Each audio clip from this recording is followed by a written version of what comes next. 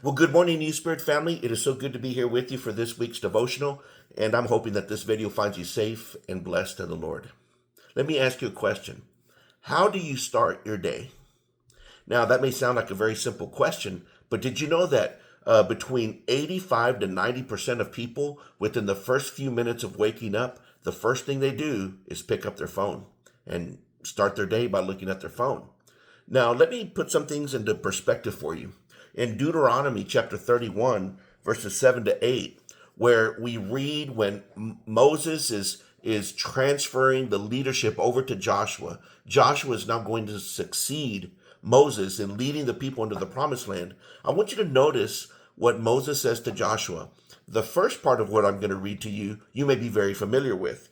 Moses summoned Joshua and said to him in the sight of Israel, "Be strong and courageous, for you shall go with this people into the land that the Lord has sworn to their fathers to give them, and you shall put them in possession of it." Be strong and courageous. So far, so good. But a lot of people don't notice the second part of that. In verse 8, it is the Lord who goes before you. He will be with you. He will not leave you or forsake you. Do not fear or be dismayed.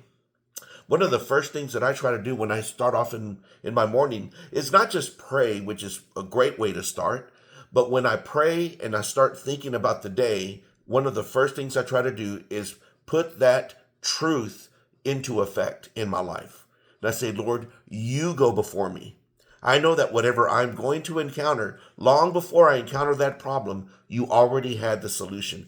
I just have to remember that you go before me and that I have to trust in you and what you reveal to me. In other words, there's nothing that I'm going to encounter today that if you are with me, I cannot overcome and that I cannot handle.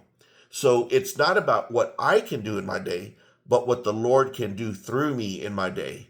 The Lord goes before me.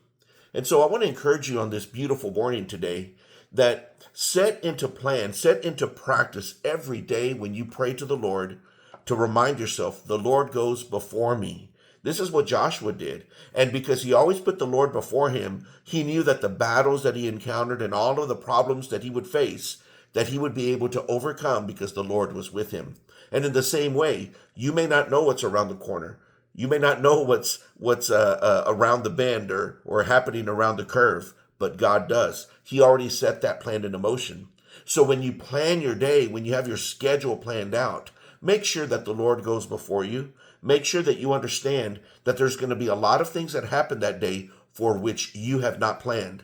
But if you put this spirit into perspective, if you have this idea in mind, the Lord will bless you in that day. And you won't be surprised for what happens, for you will already have a spirit that the Lord has gone before you and that he has given you something, a task, for which will allow you to not only overcome, but to glorify him in the process. And I hope that this truth and this teaching is a blessing to you for not only today, but for every day that unfolds. And until next time, my friends, God bless you.